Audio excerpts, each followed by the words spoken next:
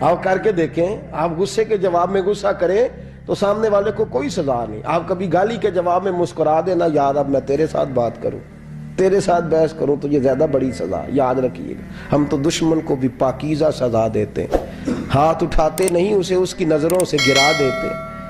جب تھپڑ مارا تو بابا جی ہنس پڑے, کہنے لگے تجھے کہا تھا نا تو غلام ہے, تو بھائی واقعی غلام ہے.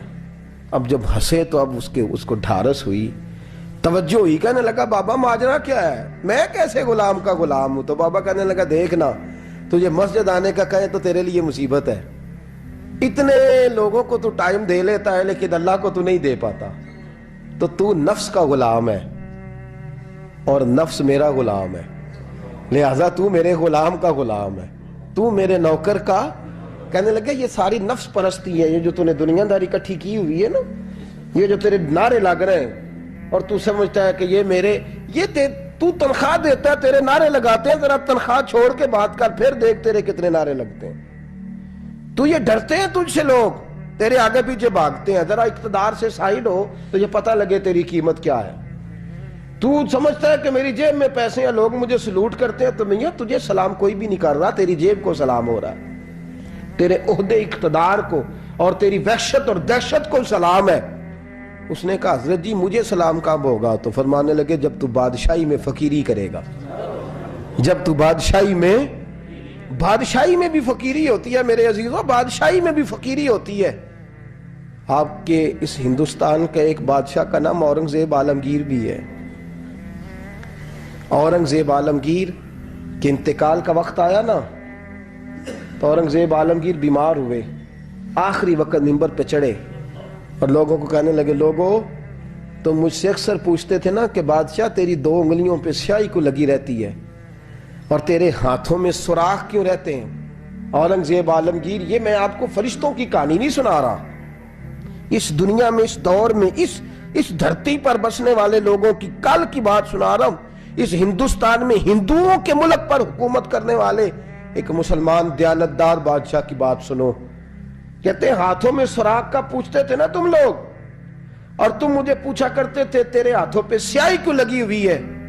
اورنگزیب عالمگیر متحدہ ہندوستان کا مطلق العنان بادشاہ کہنے لگا, میرے انتقال کا وقت آ گیا ہے, اب میں تمہیں بتاتا ہوں, میں نے ساری زندگی حکومت کے خزانے سے 1 روپیہ تنخواہ نہیں لی, میں کتابت کرتا تھا, کتابیں لکھ کے جو مجھے مزدوری ملتی تھی, اور میں ٹوپیاں سیا کرتا تھا, میرے ہاتھوں میں سوراخ ہو جاتے تھے, میں نے اس کا رزق حلال کھایا ہے. اور فرمایا 50 روپے فلان جگہ میں نے رکھ دیے ہیں, میں مر جاؤں تو اس کا مجھے کفن دے دینا اور لوگوں کو بتانا کہ وہ ہندوؤں, میرے رسول پاک صلی اللہ علیہ وسلم نے جس طرح مجھے کہا تھا میں نے اس طرح حکومت کی. وہ خطبہ پڑھ رہے تھے, اورنگزیب خطبہ پڑھ رہے تھے, اور گلیوں میں کھڑے ہندو کلمہ پڑھ کے مسلمان ہو رہے تھے. میرے دوست, یہ بادشاہی میں فقیری ہے. ہمارے پاس تو پیسے آتے ہیں تو ڈرائیور کی ذمہ داری ہے, یہ بھی پروٹوکول ہے.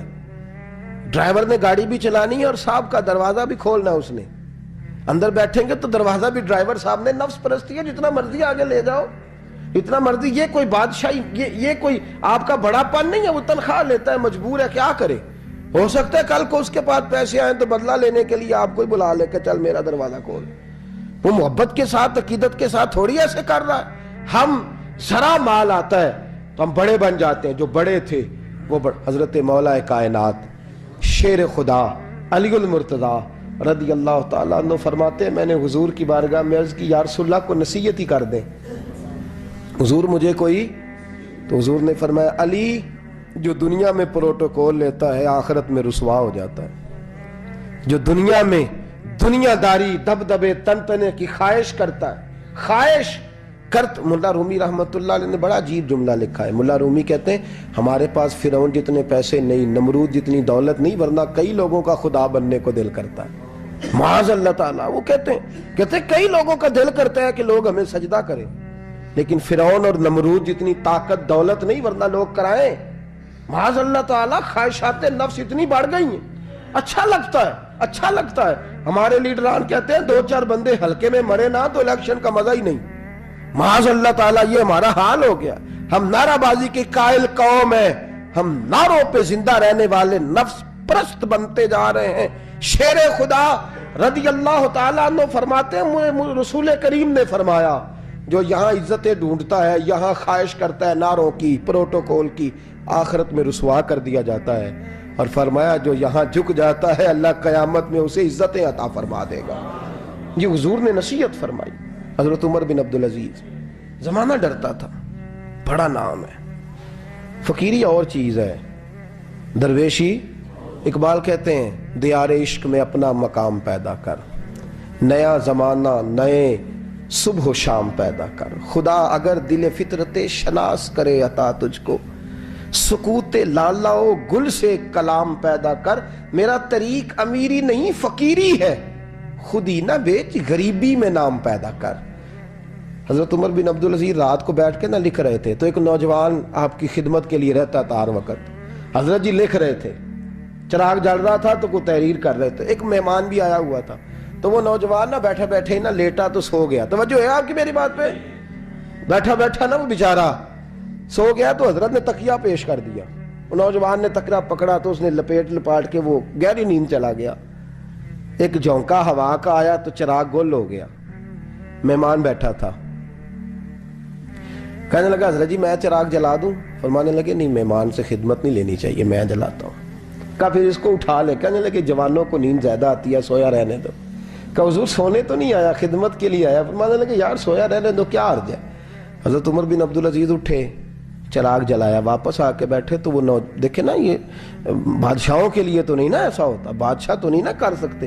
یہاں تو تھوڑا سا جس کے پاس پیسہ آ جائے وہ کہتا ہے کہ تو نوکر میرے منہ میں کبھی لقمہ بھی ڈال دے تو پھر ہی ہے, میں اس کا مجھ سے تنخواہ لیتا ہے اور اب یہ اتنا کام بھی نہیں کر سکتا. ہر کام ہم کرانا پسند کرتے ہیں. کہا حضرت عمر بن عبدالعزیز سے کہنے لگا حضور عجیب آپ بادشاہ ہیں, آپ نے غلام کو جگایا ہی نہیں.